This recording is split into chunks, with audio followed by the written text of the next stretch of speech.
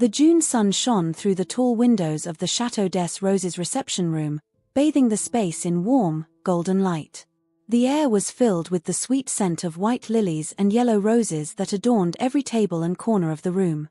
Anna and Marcos' big day had finally arrived, and the atmosphere was buzzing with palpable excitement. Anna, resplendent in her lace wedding dress, stood in front of the mirror, adjusting her veil one last time. His eyes shone with a mixture of joy and apprehension. She had waited for this moment her whole life, and now that it was here, she felt her heart racing. Beside him, his best friend Sophie was busy, checking that every detail was perfect. "You look beautiful, Anna," Sophie whispered, shaking her friend's hand. "Marcos is going to fall over when he sees you." Anna smiled, grateful for her friend's support. "Thank you, Sophie. I can't believe it's here, we're finally here." Meanwhile, in another room of the castle, Marcos was adjusting his tie, his best friend Thomas at his side. Excitement and nervousness were written on his face. "Ready to put the noose around your neck, old man?" Thomas joked, giving Marcos a friendly pat on the shoulder. Marcos laughed, but his laugh was tinged with a slight tension. "More than ready. I feel like I've been waiting for this day my whole life." As guests began to take their seats in the great hall, a string quartet began a gentle melody. The excitement was palpable, the lively conversations creating a happy buzz in the air. Among the guests, we could see familiar faces, work colleagues, childhood friends, family members who came from far away to celebrate the union of Anna and Marcos. Anna's father, Michel, waited nervously at the entrance to the room. He found it hard to believe that his little girl was getting married today. When Anna appeared at the end of the corridor, radiant in her white dress, he felt tears welling up in his eyes. "You look absolutely beautiful, my darling," he said, offering her his arm. Anna smiles, moved by her father's emotion. "Thank you, Dad. I'm so happy you're here to walk me down the aisle." The music changed, signaling the start of the ceremony. The doors opened wide, and all eyes turned to Anna, who was entering on her father's arm. Marcos, standing in front of the altar, felt his heart stop for a moment at the sight of his future wife. She was more beautiful than anything he could have imagined. As Anna slowly walked towards the altar, the guests murmured compliments and expressions of admiration. The atmosphere was magical, full of love and hope for the future of the young couple. Arriving in front of the altar, Anna took Marcos' hand, exchanging a look full of love and promises. The celebrant began the ceremony, his voice carrying throughout the room. "We are gathered here today to celebrate the union of two souls, Anna and Marcos." As the celebrant spoke about love and commitment, Anna and Marcos couldn't take their eyes off each other.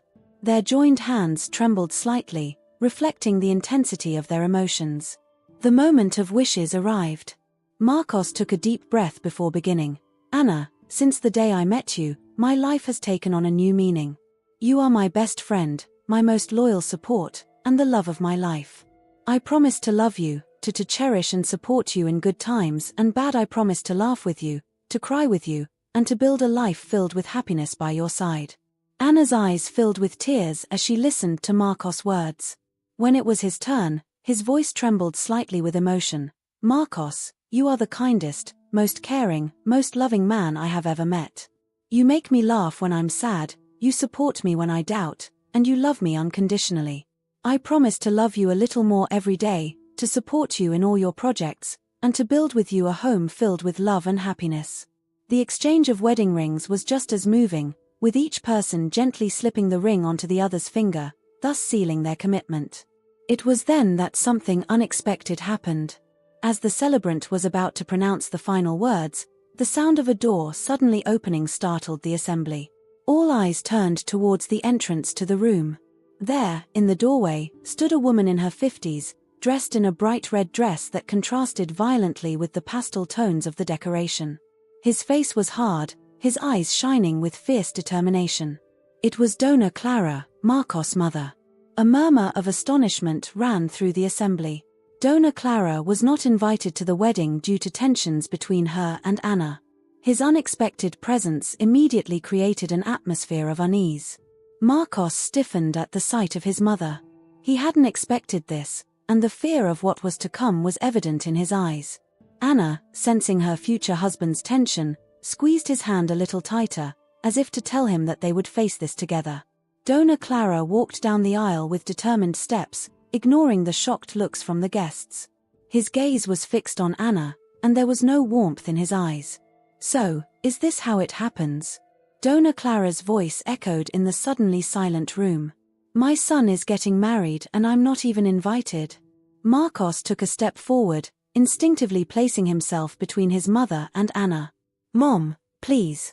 This is neither the place nor the time." But Dona Clara ignored him, continuing to advance towards Anna. "You," she said, pointing an accusing finger at the bride. "You planned the whole thing, didn't you? You took my son away from me." Anna, although visibly shaken, tried to remain calm. "Madam, I assure you that was not my intention. We just wanted a peaceful day." "Peaceful?" spat Dona Clara. "How dare you talk about peace when you destroyed my family?" The tension in the room was palpable. The guests stared at the scene, speechless, not knowing how to react. Sophie and Thomas, the witnesses, approached the couple, ready to intervene if necessary. It was then that Dona Clara did something that no one could have predicted. In a sudden movement, she pushed Anna, who, unbalanced by her long dress, fell backwards. A collective cry rose up in the room. Marcos rushed to help Anna up, while Thomas and two other guests rushed to restrain Dona Clara. "How dare you?" Marcos roared, anger and disappointment mixing in his voice. "It's the happiest day of our lives and you're ruining it with your selfishness." Dona Clara, held down by Thomas and the other guests, continued to shout insults and accusations. The beautiful ceremony had turned into chaos. Anna, although shaken, got up with the help of Marcos and Sophie. Her beautiful makeup was slightly ruined by the tears streaming down her cheeks, but her look was determined. "That's enough," she said in a firm voice that surprised everyone, including Dona Clara, who stopped abruptly in her vociferations. "Madam, I understand your anger and your pain. But this is Marcos and I's day. If you cannot respect it, I ask you to leave." Silence fell over the assembly. All eyes went from Anna to Dona Clara, waiting for the latter's reaction. For a long time, no one moved or spoke. Finally, Dona Clara seemed to deflate. All the anger that had been animating her a few moments earlier seemed to leave her suddenly, giving way to an expression of defeat and shame. Without another word, she freed herself from the grip of those who held her and left the room, leaving a heavy silence behind her. Marcos turned to Anna, his eyes filled with worry and guilt. "I'm so sorry, my love. I didn't know, I never imagined she would do such a thing." Anna gently placed her hand on Marcos' cheek. "It's not your fault. We're in this together, just like every other." The celebrant, who had remained frozen throughout the scene, cleared his throat. Would you like to continue the ceremony?" Anna and Marcos exchanged a look. Despite the shock of what had just happened, the love they felt for each other had not wavered. On the contrary, this ordeal seemed to have made them even stronger. "Yes," they said in one voice. "Let's continue." And so, despite the dramatic interruption, Anna and Marcos exchanged their yes in front of their friends and family. When the celebrant declared them husband and wife, the applause that rose up in the room seemed even more warm and sincere than it would have been without this incident. As they walked down the aisle under a shower of rose petals, Anna and Marcos knew that their love had already been tested and emerged victorious. Whatever the future held for them, they would face it together, more united than ever. The sun rose slowly over the city, its golden rays caressing the curtains of the hotel room where Anna and Marcos had spent their first night as husband and wife. The silence of the morning was broken only by the distant chirping of birds and the occasional rustling of sheets as one of them moved in their sleep. Anna was the first to open her eyes. For a moment, she stood still, letting the memories of the day before flood into her mind. The happiness of their union, the emotion of the vows exchanged, but also the shock of Dona Clara's arrival. A complex mix of emotions overwhelmed him, but as he turned his head to see Marcos sleeping beside him, a smile played on his lips. Despite everything, they were together, and that was all that mattered. Slowly, she stood up, taking care not to wake Marcos. She went to the window and parted the curtain slightly. The city was slowly waking up, the streets still calm on this Sunday morning. Anna let her gaze wander over the cityscape, lost in thought. Behind her, Marcos began to stir. He opened his eyes, blinking a few times to adjust to the light. Seeing Anna standing by the window, he smiled. "Hello, Mrs. Alves," he said in a voice that was still sleepy, but full of tenderness. Anna turned around, her face lighting up at the sight of her husband awake. "Hello, Mr. Alves," she replied, approaching the bed to place a soft kiss on his lips. Marcos pulled her towards him, making her fall back on the bed with a burst of laughter. For a few minutes, they remained entwined, enjoying each other's simple presence. Finally, Anna broke the silence. "How are you feeling?" she asked, her tone betraying slight concern. Marcos sighed, his expression becoming more serious. "Honestly, a little lost. I'm so happy to be married to you, but what my mom did yesterday, I don't know how to deal with it." Anna gently caressed his cheek. "We'll face this together. It's not your fault, you know that, right?" Marcos nodded, but Anna could see he wasn't completely convinced. She knew her husband, she knew he tended to carry the weight of the world on his shoulders, especially when it came to his family. "How about a nice breakfast?" Anna suggested, deciding that a little normalcy would do them good. "We could order room service and eat on the balcony." The idea seemed to please Marcos, who regained some of his smile. "Sounds perfect," he said, standing up. While Anna placed the order, Marcos took a quick shower. When he came out of the bathroom, wearing just jeans and a t-shirt, the breakfast cart had just arrived. The smell of fresh coffee and hot croissants filled the room. They sat on the small balcony, the city stretching out before their eyes. For a while they ate in silence, savoring the food and the view. It was a moment of peace that they really needed after the emotions of the day before. "What do we do now?" Marcos finally asked, breaking the comfortable silence that had settled. Anna put down her coffee cup, thinking, "I think we should take things one day at a time. We can't let what happened yesterday ruin our happiness or our honeymoon." Marcos nodded slowly. "You're right. But I can't stop thinking about my mother. Maybe I should try talking to her." Anna hesitated for a moment before answering. She knew it was a sensitive subject. "If you think it's the right thing to do, I'll support you. But remember, you're not responsible for his actions." Their conversation was interrupted by Marcos' phone ringing. He glanced at the screen and frowned. "It's Thomas," he said before answering. Anna watched Marcos' expression change as the conversation continued. His frown deepened, then his eyes widened in surprise. "Okay, thanks for letting us know," he said before hanging up. He turned to Anna, looking concerned. "Something strange is going on. Apparently my mother was seen in unusual circumstances last night." Anna sat up, intrigued. "What do you mean unusual?" Marcos shook his head, looking confused. Thomas didn't want to go into detail on the phone. He said we should turn on the TV and watch the local news. Intrigued and slightly worried, Anna and Marcos returned to the room. Marcos turned on the television and flipped until he found the local news channel. What they saw left them speechless.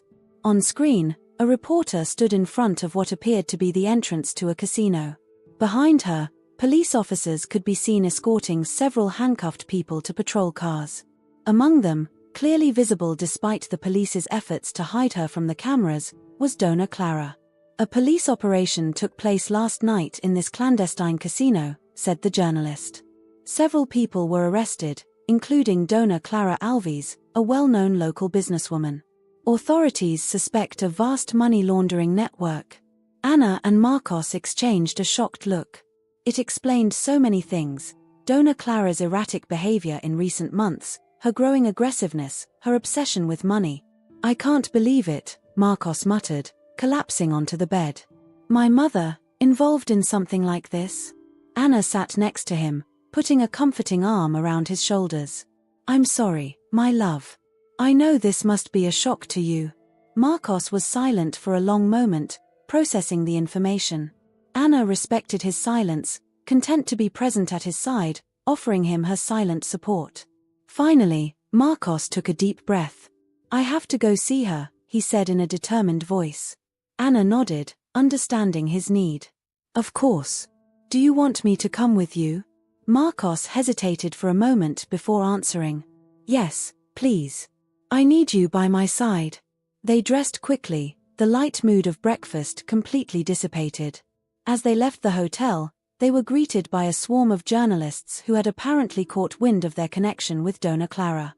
Mr. Alves, what do you think of your mother's arrest? Mrs. Alves, how does this affect your marriage? Were you aware of Dona Clara's activities? Questions came from all sides, the flashes of the cameras blinding them. Marcos shook Anna's hand, guiding her through the crowd without answering questions. They managed to reach their car and rushed in, temporarily escaping the media onslaught. I'm sorry about all this, Marcos said once they were on the road. It's not exactly the honeymoon I imagined for us. Anna placed her hand on Marcos's. Hey, we're together. That's all that matters. We'll get through this like we got through all the others, together. Marcos gave her a grateful smile, feeling incredibly lucky to have such an understanding and loving woman by his side. They arrived at the police station, where they once again had to face a horde of journalists. This time, however, they were prepared and managed to enter the building without incident. Inside, they were greeted by an officer who led them to a waiting room. Dona Clara is still under interrogation, he explained. It might be a while before you can see her. Marcos nodded, thanking the officer. He and Anna sat in the uncomfortable chairs in the waiting room, bracing themselves for a long wait. The hours passed slowly. Marcos alternated between moments of thoughtful silence and outbursts of questions and theories about what might have driven his mother to become involved in such activities. Anna listened to him patiently, offering support and comfort when he needed it. Finally, after what seemed like an eternity, the officer returned. You can see her now, he said. But I have to warn you, she's not in her best condition. Marcos took a deep breath, mentally preparing himself for what awaited him. Anna squeezed his hand one last time before they followed the officer down the hallway to the cells. Dona Clara was sitting on a bench in her cell, looking completely dejected. Her usually impeccable hair was a mess, her makeup had smudged, leaving black streaks on her cheeks. When she looked up and saw Marcos and Anna, her face fell. Marcos, she whispered, her voice barely audible. I'm so sorry. Marcos approached the bars, his face a mixture of anger, disappointment, and worry. Mom, what happened? How could you get involved in something like this? Dona Clara shook her head, tears streaming freely down her face. I don't know. It all happened so fast. I was in debt, I made bad choices. I just wanted to protect you and your father. Anna, who had remained behind, stepped forward. She said softly, we are here for you. Whatever happened, we want to understand and help if we can. Dona Clara looked up at Anna, surprised by her kindness after what happened at the wedding. For the first time, she seemed to truly see her daughter-in-law, not as a rival, but as a potential ally. I don't deserve your help, she said weakly. Not after what I did. Marcos shook his head. You are my mother. Despite everything, I love you. We will get through this together. As they began to discuss the details of the situation and next steps, Anna couldn't help but think that maybe, just maybe, something good could come out of this terrible situation. Perhaps this crisis could be an opportunity to rebuild bridges that seemed irreparably burned. As they left the police station a few hours later, Marcos and Anna knew the days ahead would be difficult. There would be trials, difficult questions, disapproving looks. But they had taken the first step towards healing, towards understanding. And they did it together, as a family. The sun was setting over the city as they returned to their hotel, lighting up the sky with hues of orange and pink. It was a reminder that even after the darkest days, a new dawn always breaks. And with it, the hope of a new beginning. The days following Dona Clara's arrest were a whirlwind of emotions and activities for Anna and Marcos. Their long-awaited honeymoon had turned into a mad dash between law offices, visits to the police station and endless conversations with family and friends. That morning, a week after their wedding, Anna woke up before Marcos. She watched him sleep for a few moments, noting the dark circles under his eyes and the worry lines that seemed to have deepened on his forehead over the course of a few days. Silently, she got up and walked towards the kitchen of their apartment. As she made the coffee, Anna thought about everything that had happened. The revelation of Dona Clara's illegal activities had shaken their world, but in an unexpected way, it had also opened the door to a new understanding between them. During their visits to the prison, Anna had seen a side of her mother-in-law that she had never seen before, vulnerable, repentant, and deeply human. Marcos entered the kitchen, interrupting his thoughts. "Hello, my love," he said, kissing her tenderly. "It smells like coffee." Anna smiled at him, handing him a cup. "I thought we'd need it. We've got a long day ahead of us."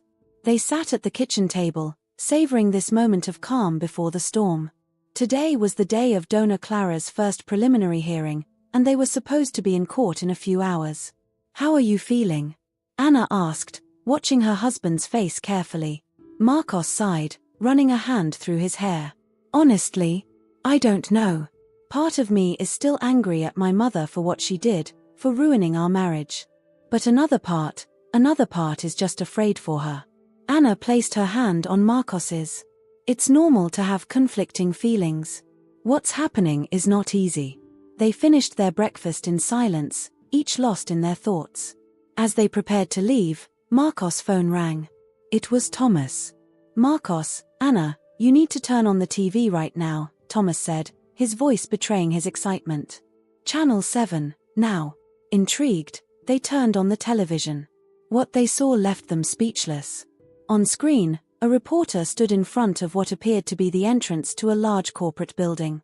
"We are live in front of the Globex Corporation headquarters," it said. Anonymous sources have revealed that this company is at the heart of a vast money laundering network, involving several local figures, including the recently arrested Dona Clara Alves.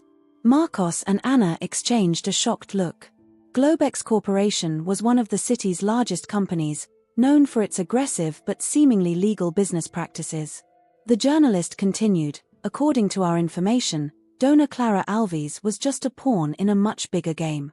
Newly discovered documents suggest that Globex executives manipulated Ms. Alves, using her as a cover for their activities illegal." "My God," Anna whispered. "It changes everything." Marcos stood frozen in front of the screen, slowly processing the implications of these revelations. If this was true, it meant that perhaps her mother was not the main culprit, but rather a victim too. "We have to go to court," he finally said, his voice trembling with emotion. "We need to talk to Mom's lawyer before the hearing." They rushed out of the apartment, their minds whirling with this new information. On the way to court, they called Dona Clara's lawyer, Me Dubois, to inform him of the latest news. "It's an interesting development," Mr. Dubois said over the phone. "I will request a postponement of the hearing to allow time to review this new evidence. This could be a significant game changer for your mother." When they arrived at the courthouse, it was chaos. Reporters jostled outside the entrance, shouting questions to everyone who entered the building. Anna and Marcos had to make their way through the crowd, ignoring the flashes of cameras and microphones aimed at them. Inside, they found Me Dubois waiting for them. "I managed to get a 2-week postponement," he told them. "This will give us time to investigate these new allegations and prepare a stronger defense for Dona Clara." Marcos nodded, relieved. "Can we see her?" Me Dubois agreed. "She's in a conference room downstairs." "I'll take you there." When they entered the room, Dona Clara looked up. She seemed to have aged 10 years in a week. His eyes were red and puffy, his hair a mess. But when she saw Marcos and Anna, a glimmer of hope appeared in her eyes. "Have you seen the news?" she asked, her voice barely above a whisper. Marcos sat down next to her, taking her hand in his. "Yes, Mom. We just found out. Why didn't you tell us that you were being manipulated by Globex?" Dona Clara shook her head, tears in her eyes. "I was so ashamed. I thought I could handle the situation alone. I didn't want to involve you." Anna approached, placing a comforting hand on her mother-in-law's shoulder. You are not alone now. We are here to help you." Dona Clara looked up at Anna, surprised by her kindness.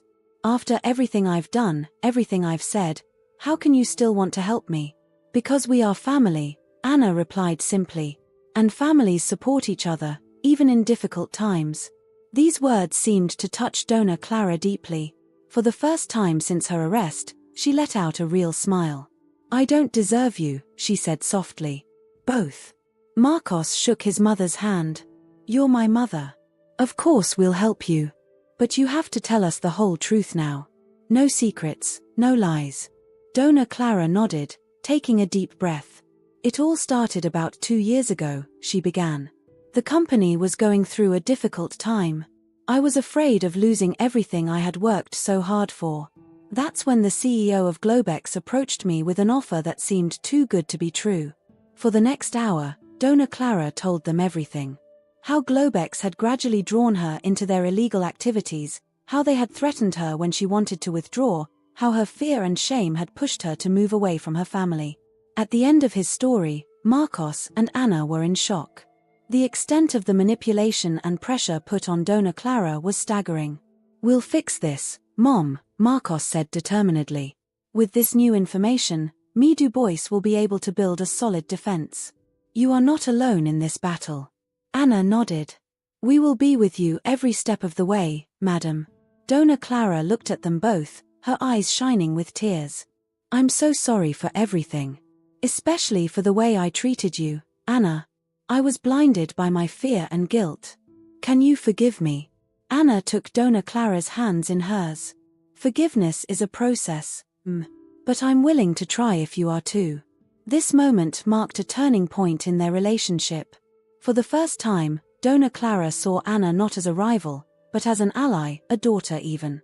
As they left the court that day, Marcos and Anna knew the road ahead would still be long and difficult. The Globex affair promised to be complex and potentially dangerous.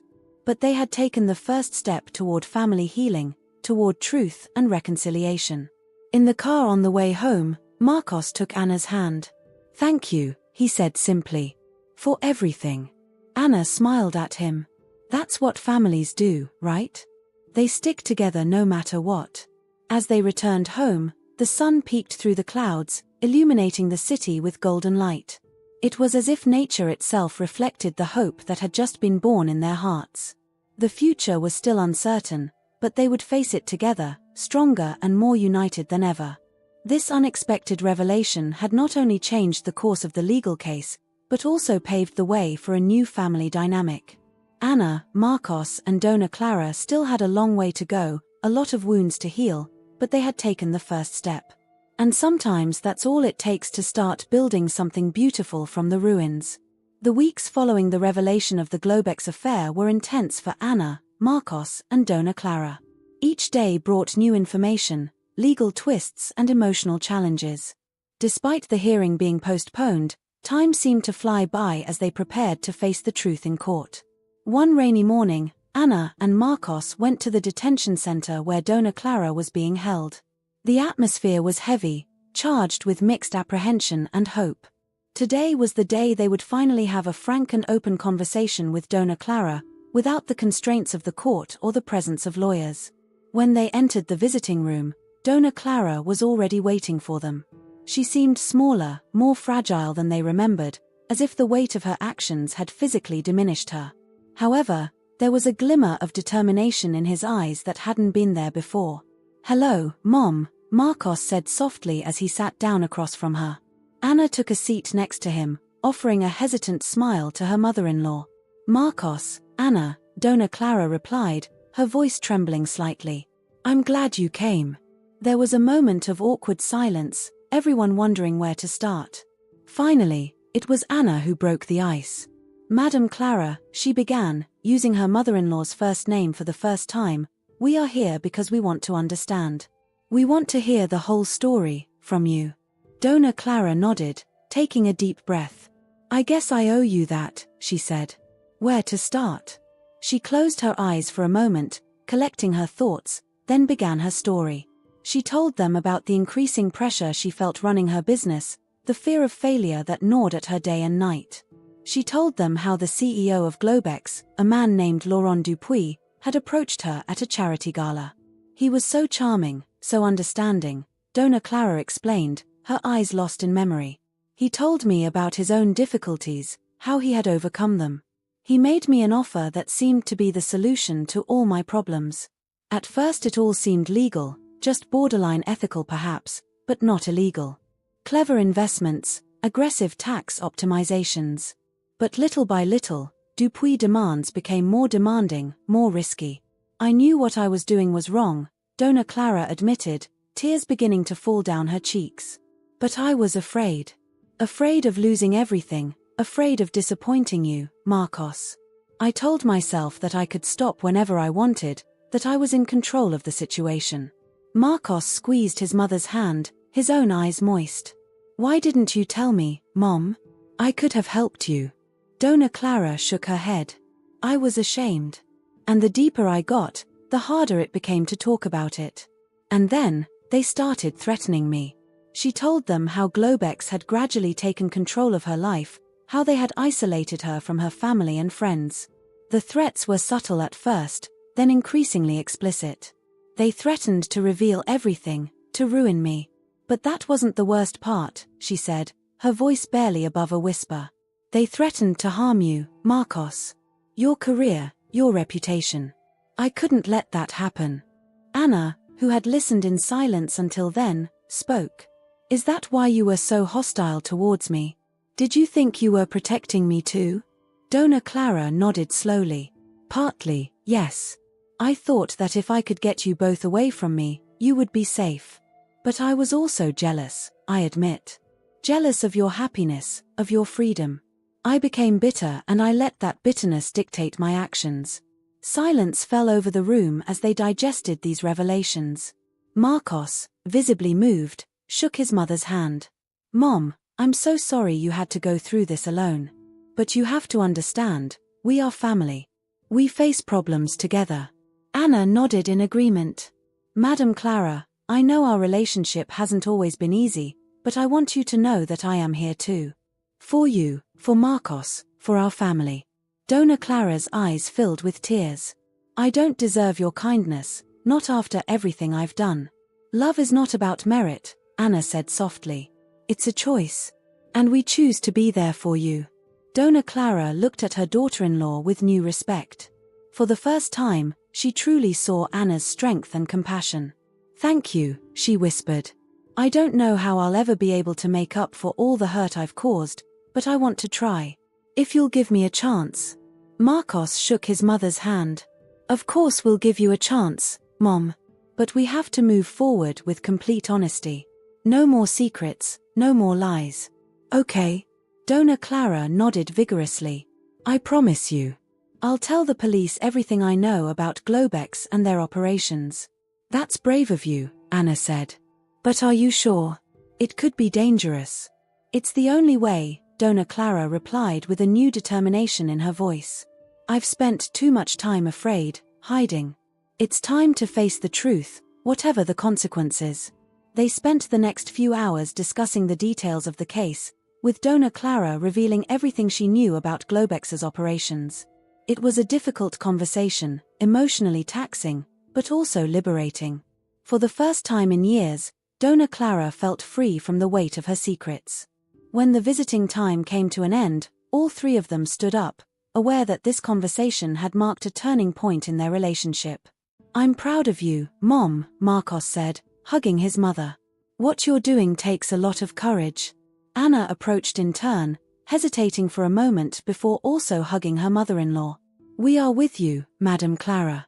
You are no longer alone in this battle. As they left the detention center, Anna and Marcos knew the road ahead would still be long and difficult. Dona Clara's revelations would undoubtedly trigger a media and legal storm. But for the first time since this ordeal began, they felt united, ready to face together what was to come. In the car, on the way home, Marcos took Anna's hand. Thank you, he said simply. For your compassion, your strength. I don't know how I would have gotten through all this without you. Anna smiled at him tenderly.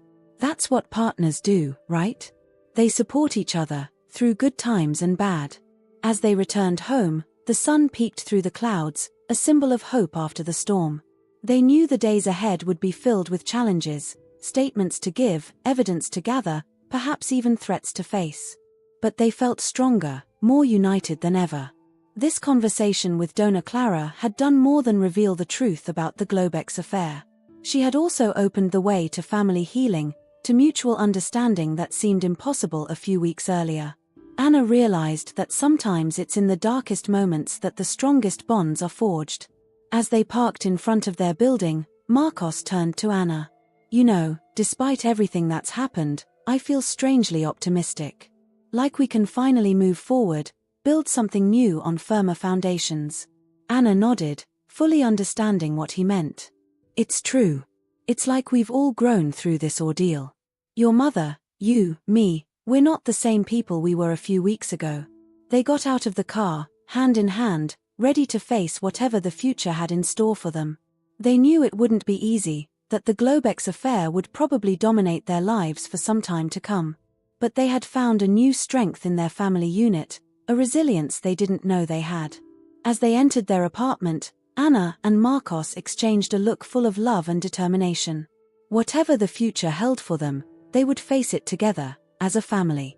The truth had been faced, the secrets revealed, and now it was time to rebuild, to heal, and maybe even to forgive. The days following the eye-opening conversation with Dona Clara were a whirlwind of activity for Anna and Marcos.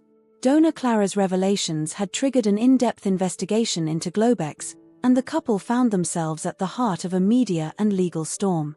Every morning, they woke up with a new set of challenges to face. Reporters camped outside their building, hoping to get an exclusive statement.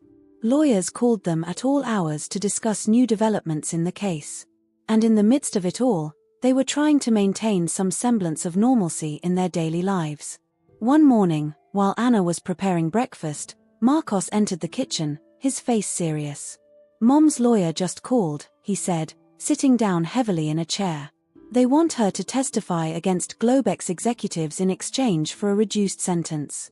Anna put down the coffee pot and sat across from her husband. "That's good news, isn't it? It might help reduce his sentence." Marcos nodded slowly. "Yes, but it's also dangerous.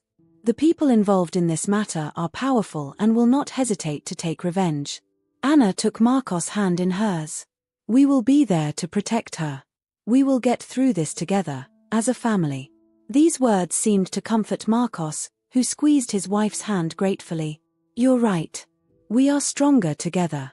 During the weeks that followed, they worked tirelessly to prepare Dona Clara's testimony. They spent hours at the detention center, helping Dona Clara gather her memories and organize the evidence she had.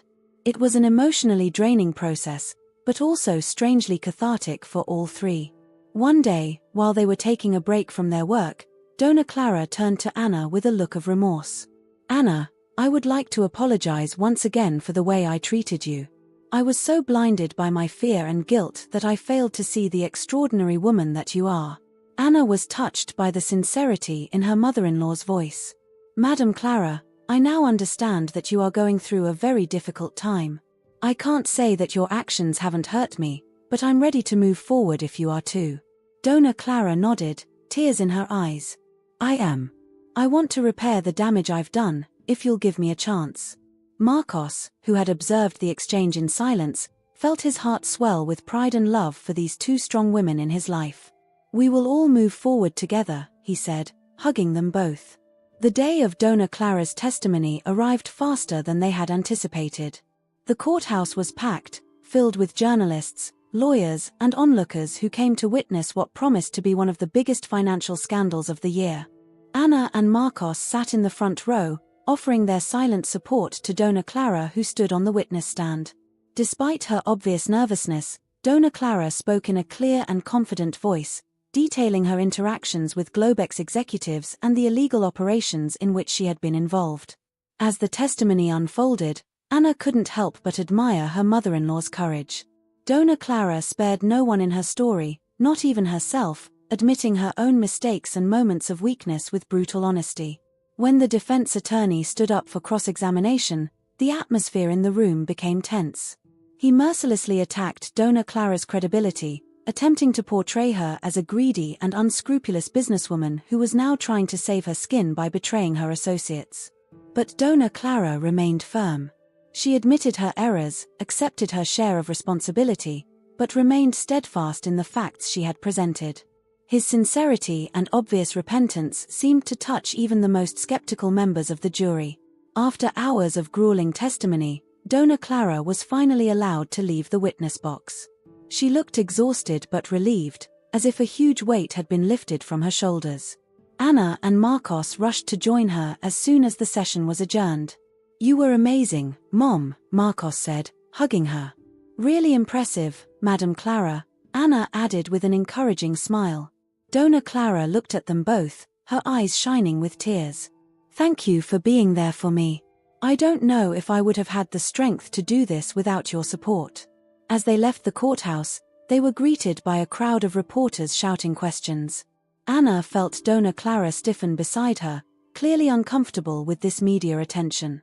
Without hesitation, Anna took her mother-in-law's hand on one side and Marcos's on the other. "Together," she said softly, and they walked through the crowd as a united family, ignoring the questions and the flashes of the cameras. The weeks following Dona Clara's testimony were intense. The investigation into Globex accelerated, leading to a series of arrests and shocking revelations.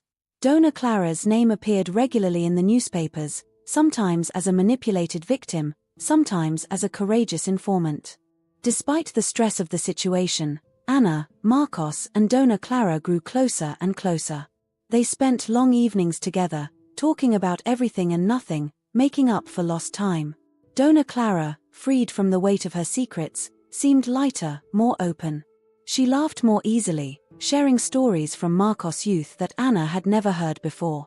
One evening, while the three of them were sitting on the balcony of Anna and Marcos' apartment, enjoying the mildness of the evening, Dona Clara spoke hesitantly.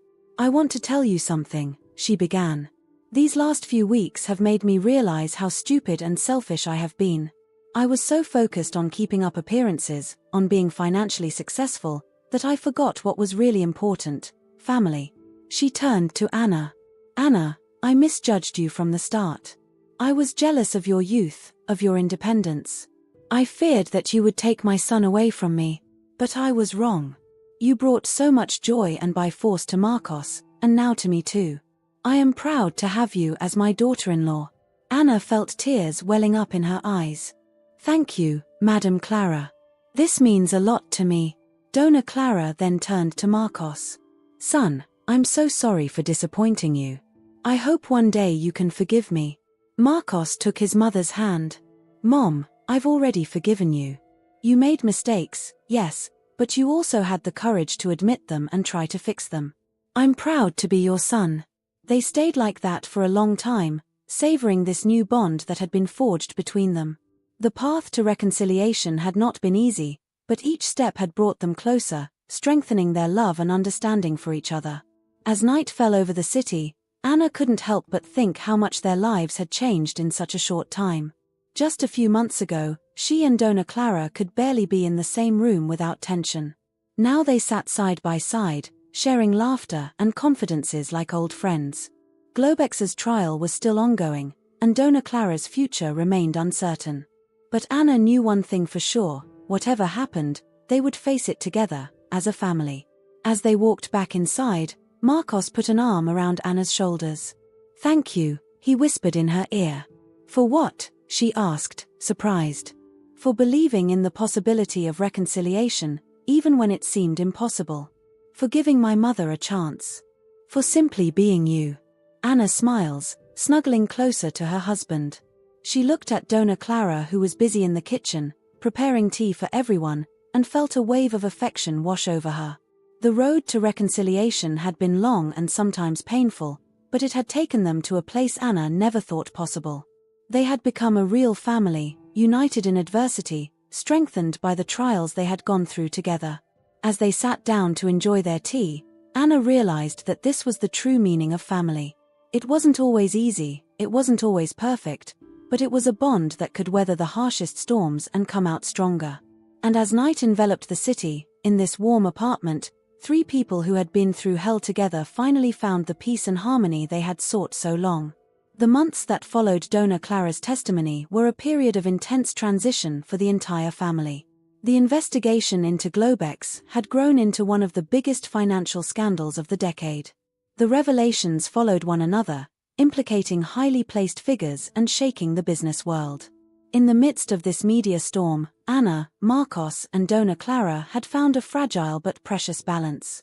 Their relationship, forged through adversity, grew stronger day after day.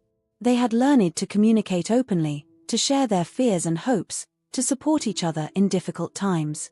One fall morning, as golden leaves swirled through the city streets, Anna and Marcos received a call that would change the course of their lives. He was Dona Clara's lawyer. "The judge has made his decision," he announced, his voice betraying a mixture of excitement and relief. Due to her substantial cooperation and crucial role in dismantling the Globex network, Dona Clara was sentenced to a suspended sentence and community service. She will be released today. The news left them speechless for a moment. Then, as if a dam had burst, emotion overwhelmed them. Marcos hugged Anna, tears of joy streaming down his cheeks. "She's coming home," he whispered in disbelief. Anna felt her heart swell with happiness and apprehension. It was a new opportunity for their family, but also a new challenge. How would Dona Clara adapt to life outside of prison? How would their family dynamic change now that they were all going to live under the same roof? They spent the day preparing the apartment for Dona Clara's arrival. Anna insisted on transforming the office into a comfortable bedroom. Together, they chose soft sheets, fluffy pillows, and even a small bouquet of fresh flowers to brighten up the room. When they arrived at the detention center to welcome Dona Clara, the sun was beginning to set, bathing the city in golden light. Dona Clara appeared at the door, wearing a simple suit, her slightly graying hair neatly styled. She seemed thinner, more fragile, but her eyes shone with a new determination. "Mom!" Marcos exclaimed, rushing to hug her. Dona Clara hugged her son, then turned to Anna with a hesitant smile. To everyone's surprise, it was Anna who made the first move, embracing her mother-in-law with sincere affection. "Welcome home, Madame Clara," she said softly. The ride home was filled with a mix of excitement and nervous conversation. Dona Clara looked out the window, rediscovering the city she hadn't seen for months. "Everything seems so different," she whispered. "A lot has changed," Marcos agreed.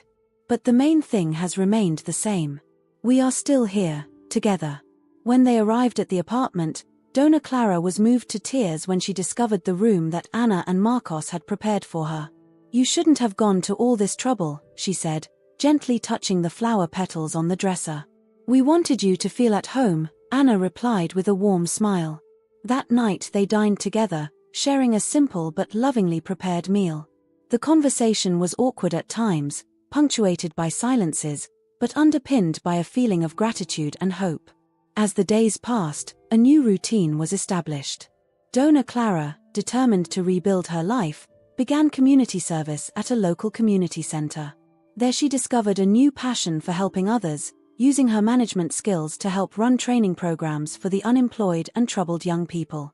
Anna and Marcos, for their part, were juggling their careers and their support for Dona Clara. There were difficult moments, disagreements, frustrations. But each obstacle was addressed with open and honest communication, gradually strengthening the bonds that united them. One evening, while the three of them were sitting on the balcony, enjoying the softness of twilight, Dona Clara spoke in an emotional voice. "I can't thank you enough for everything you've done for me," she said. "You gave me a second chance, not only in life, but also as a mother and stepmother. I promise not to waste it." Marcos took his mother's hand. "We're family, Mom. We have each other's backs, no matter what." Anna nodded, adding with a mischievous smile, "Besides, who else could tell us all these embarrassing stories about Marcos when he was little?" They all three laughed, savoring this moment of lightness and complicity. As the weeks turned into months, life slowly returned to normal. The Globex affair was still present in the media, but its impact on their daily lives was gradually fading. They were learning to live in this new normal, to navigate the sometimes murky waters of their rebuilt relationship. One day, Anna overheard a conversation between Marcos and his mother. Dona Clara spoke about her work at the community center, the satisfaction she felt in helping others. "You know, Marcos," she said, "I spent so many years chasing money and power.